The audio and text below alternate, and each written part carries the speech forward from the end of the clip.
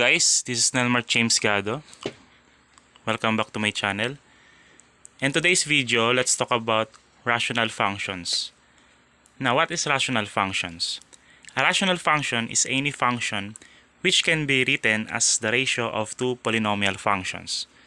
So it is in the form of r of x is equal to p of x over q of x, where p of x and q of x are polynomials. And q of x is not equal to 0. Okay? If happens that our denominator is equal to 0, rational function is undefined. Example. So, example ng ating rational function dyan, meron tayong f of x is equal to 2x minus 5 over 3x plus 10. So, yung 2x minus 5 is polynomial. Okay?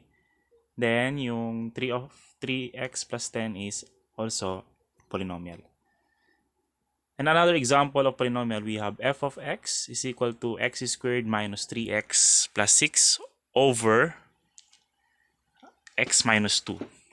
Okay? F of x equals 10 over x squared plus 3x. So those are examples of rational functions. Okay? Now, let's talk about the domain of a rational function. So, the domain of a rational function, f of x is equal to p of x over q of x is the set of all values of x for which the denominator q of x is not 0. So, yun yung sinabi natin kanina, di ba, na kahit anong value, wag lang, kahit anong value ng x, no, na pwede nating i-plug in dun sa rational function, aside from dun sa value ng x na kapag pinalag in natin is magiging 0. Lalo na dun sa denominator. Okay? Kasi mag-undefined. So, example. F of x equals 2x minus 6 over x minus 5. So, again, hahanapin natin yung domain nitong rational function na to. No? Okay, so focus tayo dun sa denominator. Since bawal nga maging 0 yung value ng denominator, which is yung x minus 5. So, sa anong value ng x magiging 0 yung x minus 5? So, ginawa natin, sinolve natin to, no?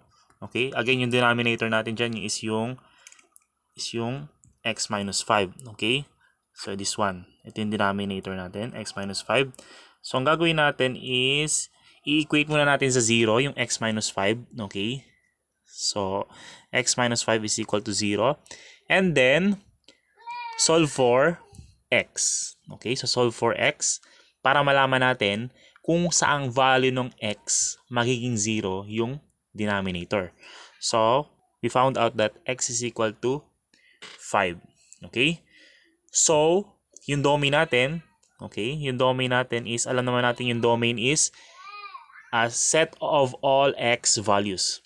So, sa domain natin, set of all x, okay, this one, set of all x such that x is not equal to 5. So, any value ng x, no, pwede nating i-plug in maliban lang kay 5. Kasi magiging 0 yung value ng denominator, which is mag-undefined, no? Dun sa ating rational function. Okay, so next example here. So, f of x is equal to 4x minus 6 over 7x plus 21. So again, ang goal natin dito is hanapin natin yung value ng x kung kailan magiging 0 yung denominator. So yun yung hindi natin pwedeng isama sa set ng ating domain. Okay? So again, yung denominator natin dito is yung 7x plus 21. Okay, so equate natin sa 0. 7x plus 21 equals 0. This one. Okay. 7x plus 21 equals 0. So, transpose 21 from the left to the right. So, we have 7x is equal to negative 21. Then, divide both sides by 7. Okay. So, we got x equals negative 3. Okay. So, sinolve natin, x is equal to negative 3. kapag pinalagin natin yung negative 3 as value ni x dun sa denominator, ay magiging 0. Okay, which is magiging undefined. So yung domain natin is, okay, so yun yung i-restrict natin sa domain, si negative 3. So yung domain natin is x such that, this one, x such that x is not equal to negative 3. Okay? So kahit anong value nung x na pwede nyo i-plug in para sa ating domain ay pwede, maliban lamang kay negative 3. So, next example, number 3. We have f of x is equal to x squared plus 3x plus 5 all over x squared plus 3x plus 2. So again, yung ating denominator dyan is x squared plus 3x plus 2. Okay? So ang gagawin natin, i-equate natin sa 0 yon. Okay? So this one, i-equate natin sa 0. So we have x squared plus 3x plus 2 equals 0. So alamin natin yung value ng x kung kailan magiging 0 itong denominator na to. So, pag-uusapan naman natin dito, yung ating denominator dito is yung x squared plus 3x plus 2. So ngayon, i-equate natin sa 0. So hanapin natin yung value ng x kung kailan magiging 0. Yung quadratic na yan. Okay, so x squared plus 3x plus 2. Okay, so meron tayong quadratic equation dito, no? No, paano ba natin hinahanap yung, ano ba yung mga way ng paghahanap ng value ng x, lalo na kung quadratic function? So, meron tayong tatlong method, di ba? So, una, yung factoring. Pangalawa, completing the square. Tapos, yung pangatlo, using quadratic equation. So, ngayon, mapapansin nyo naman, ginamitan ko naman siya ng, ng factoring, no? So, kumbaga, nag-trial and error ako dito. Okay, so paano ba tayo nagfa-factor ng isang quadratic equation? No. Okay, so ang gagawin natin, isip lang tayo ng number na ang sum is 3 and yung product is 2. Okay, so naisip ko dito is yung 2 tsaka 1. Ang sum niya ay 3 and yung product niya is 2. So yung factors ng x squared plus 3x plus 2 is x plus 2 times x plus 1. Okay? So kapag in-expand nyo yan, ito din yung lalabas, no? Kapag in-expand nyo yan, ito din yung lalabas. So now, okay? Finactor na natin. X plus 2 times x plus 1 equals 0. So kailan ba magzi-0 ang isang number? Di ba kapag nagmumultiply tayo tapos ang answer is 0, so merong isa doon na ang multiplier ay 0. So ngayon, i-equate natin yung x plus 2 sa 0 tsaka yung x plus 1 sa 0. So we have x plus 2 equals 0 and x plus 1 equals 0. Then solve for x, we have x is equal to negative 2 and x is equal to negative 1. Lipat lang, no? Lipat lang. Okay. So yun yung magiging value ng x, okay?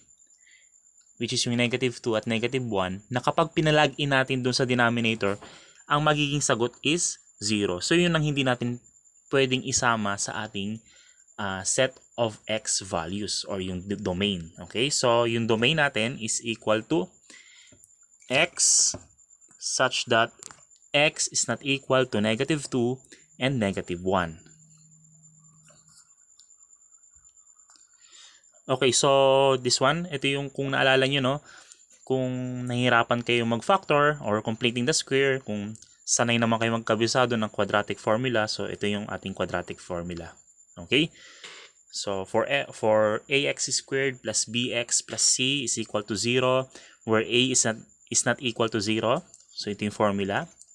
Paghahanap ng value ng x, we have x is equal to negative b plus or minus square root of b squared minus 4ac all over 2a.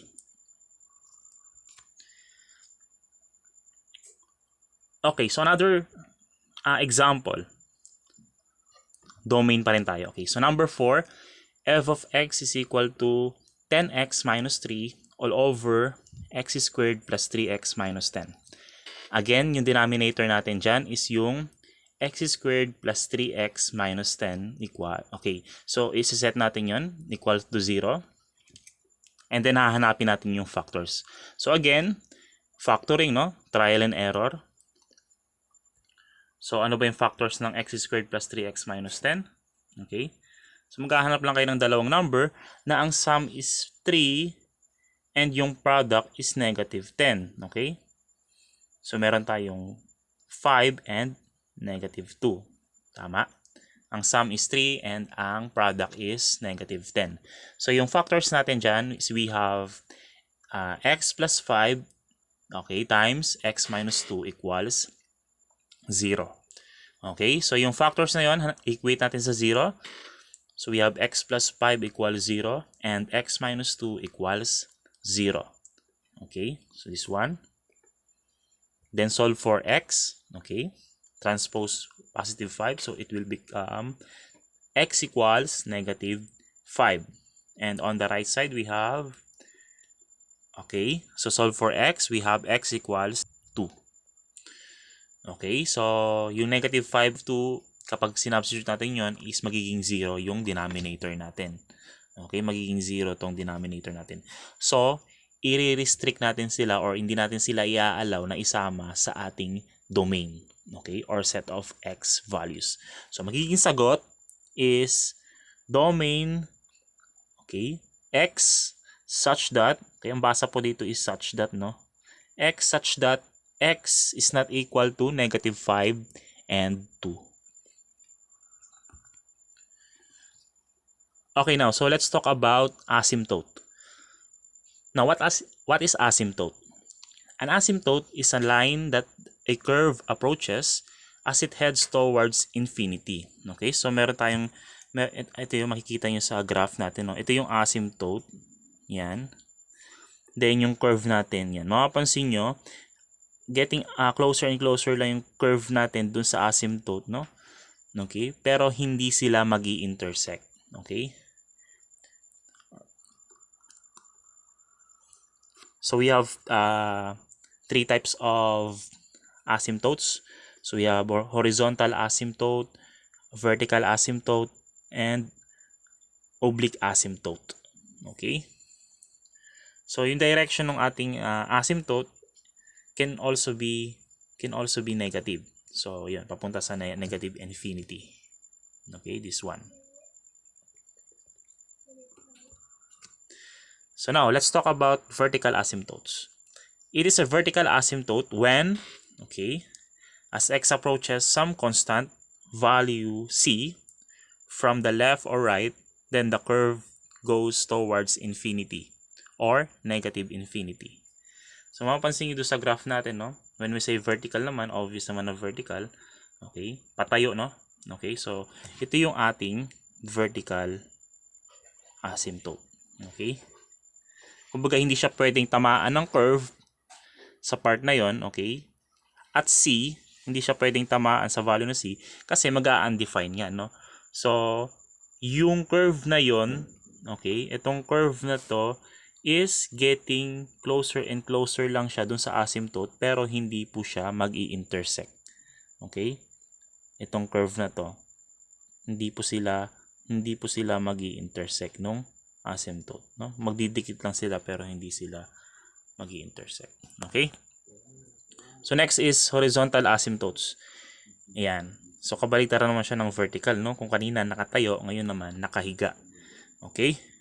So now, oblique asymptotes or tinatawag nating slant asymptote. Okay?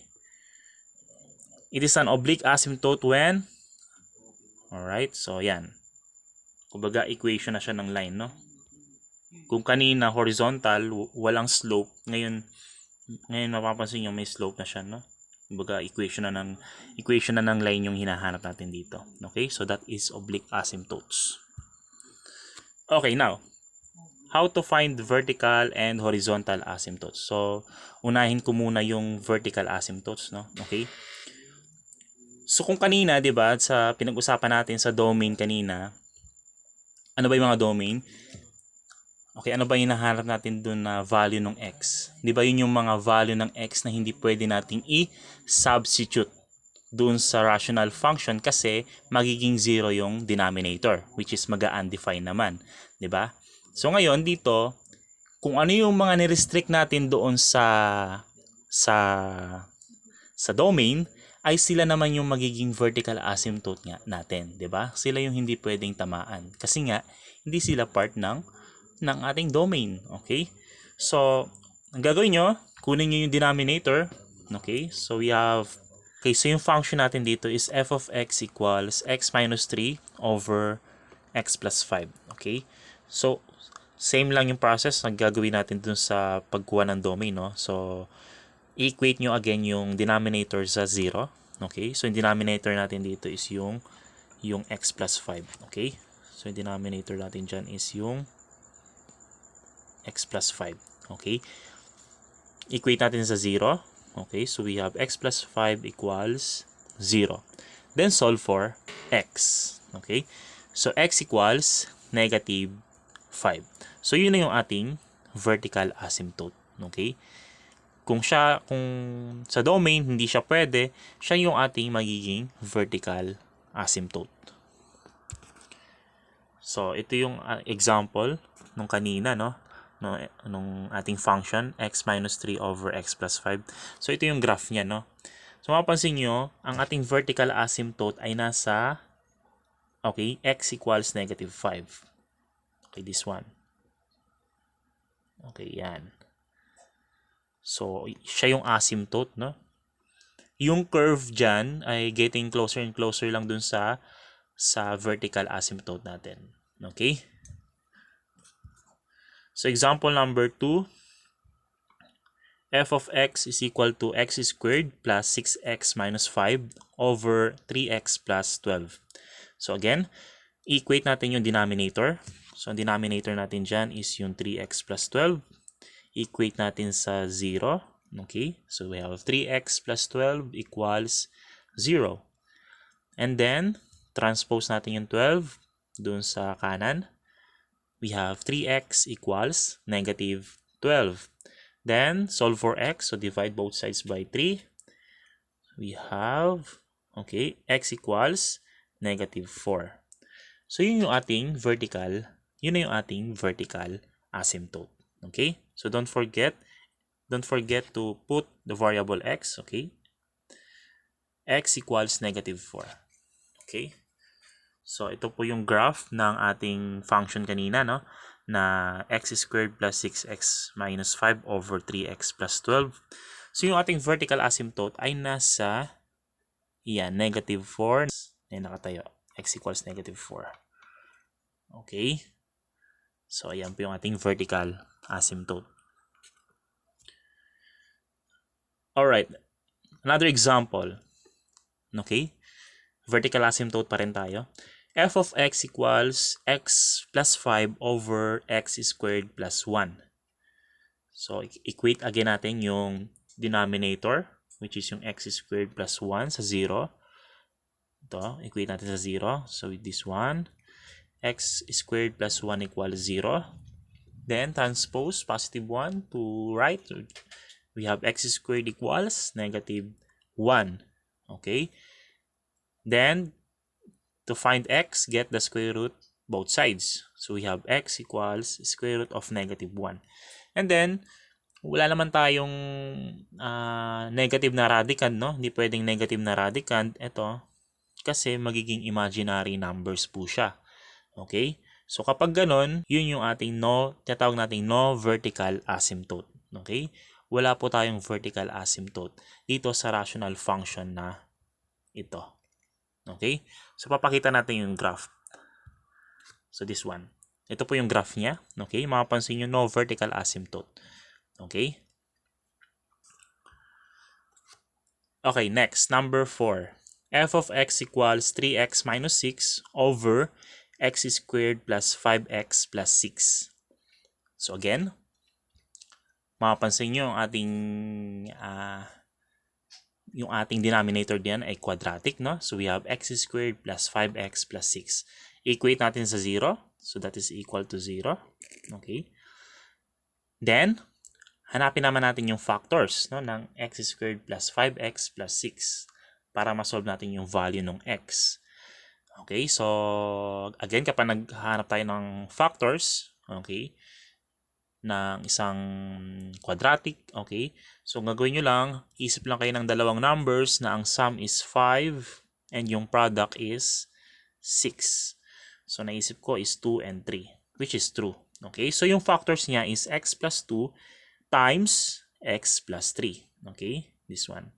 X plus 2 times x plus 3 equals 0. And then, equate natin sa 0. Yung dalawang factors na yun, we have x plus 2 equals 0 and x plus 3 equals 0. And then, solve for x. So, makapansin nyo, dalawa yung ating vertical asymptotes dito, which is x equals negative 2 and x equals negative 3. So, yung graph niya is something like this. Ayan.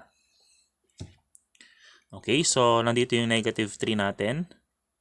And then dito yun naman yung negative 2 natin. Okay, x equals negative 3 and x equals negative 2 as our vertical asymptote. Now, let's talk about horizontal asymptote. Okay? So ano ba yung mga rules pagdating sa horizontal asymptotes? Kung paano ba kunin yung horizontal asymptotes? So, to find horizontal asymptotes, compare the degree of the numerator m to the degree of the denominator n. So, pag sinabi nating degree, yun yung highest exponent sa bawat term, okay? Ng numerator or doon sa denominator, okay? Ng isang rational function. So, unang case natin dyan is if m is less than this one, if m is less than n, then y equals 0 is our horizontal asymptote. So, again, kapag mas mababa yung degree nung nasa numerator natin compared dun sa denominator, ang horizontal asymptote natin is automatic y equals 0. Okay? Yan po yung ating horizontal asymptote. And then, second case natin, if m is greater than n, then no horizontal asymptote. So, ito yung ilalagay po natin, no HA or no horizontal asymptote. Kapag mas malaki yung degree ng numerator compared doon sa denominator. Then, yung last case natin, third case, if m is equal to n, then divide leading coefficients. Okay? So, divide leading coefficients. Kapag equal naman yung degree ng numerator tsaka denominator natin, so, titake lang natin yung coefficients. Okay? Nung may cut yun. Ititake lang natin yung coefficients nung may katabing highest degree variable. Okay? So, di-divide lang natin yan. Okay? So, example tayo. So, example number 1, f of x equals x plus 2 over x squared plus 3. Okay. So, mapapansin nyo, okay, yung degree ng ating numerator is 1. Tatanda natin, again, yung degree is yung highest exponent. Okay, na makikita nyo doon sa bawat term. Okay? So, ito. Since siya lang may variable, no? So, ang exponent niya is 1. Doon naman sa denominator, yung exponent is 2 or highest, yung degree is 2. Okay? So, mapapansin nyo, mas malaki yung degree ng denominator compared doon sa numerator. Okay? So, kapag ganun yung ating rational function, yung ating horizontal asymptote is y equals 0. Okay? Okay, second example, f of x equals x squared plus 3x minus 6 over x minus 6. So, in this second example, mapapansin nyo yung ating numerator, yung kanyang degree is 2. Okay? Yung highest exponent is 2. Samantalang yung degree naman, dun sa denominator or yung highest exponent natin is 1. Okay? Mas mataas yung degree ng numerator doon sa denominator natin. So, ibig sabihin yan, we have no HA. Okay? So, ganun lang. Okay, now, third example. F of x equals 2x squared plus 8x minus 6 over 3x squared minus 5. Okay? So, mapapansin nyo, class, okay, same yung degree ng ating numerator at saka ng ating denominator, which is 2. Okay? Degree of 2. Kapag equal daw, okay, iti-take nyo yung leading coefficients. Ano ba yung leading coefficients? Okay? Yun yung katabi ng may variable na may highest degree. So, itong 2 at saka itong 3. So, kunin nyo lang, divide nyo lang. We have 2 over 3. That is 2/3. Okay? Don't forget y. Y equals 2/3. Okay? So, another example. F of x equals 4x plus 10 over 2x minus 3. So, yung HA natin dyan, okay, makapansin nyo, same degree naman, din ba? Degree of 1, both numerator and denominator. So, kunin nyo lang yung leading coefficient. We have 4 and 2. That is 4 over 2 or y equals 2. So, yun yung kanyang horizontal asymptote. Okay, next, let's talk about x and y intercept. So, to find the x-intercepts, let y equal 0, then solve for x. To find y-intercepts, let x equal 0, then solve for y.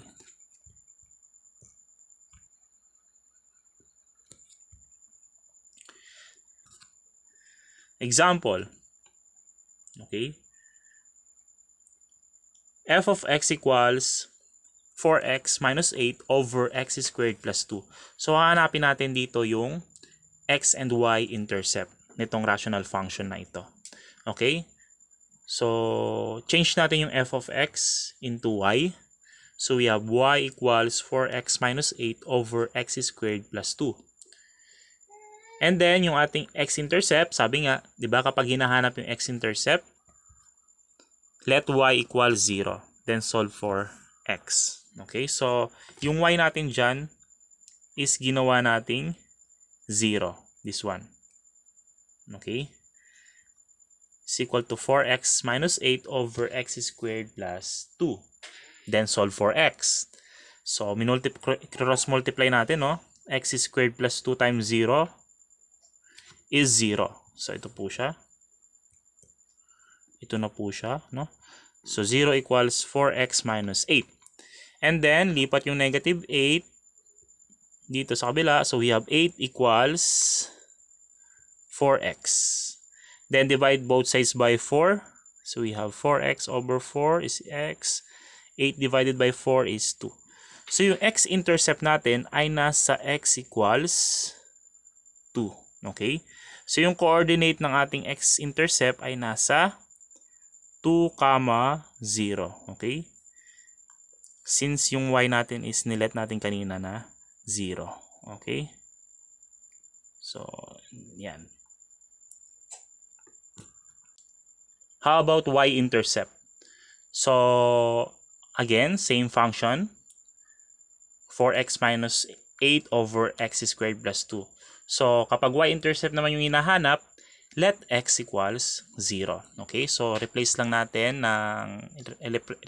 yung x ng 0. So, we have 4 times 0 minus 8 over 0 squared plus 2. So, labas is negative 8 over 2. Then, negative 8 over 2 is negative 4.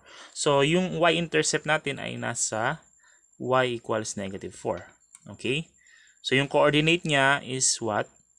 0, negative 4. Ito yung kaninang x natin na nilet. Then, ito yung y natin. Okay? So, this one. Okay? So, thank you for watching.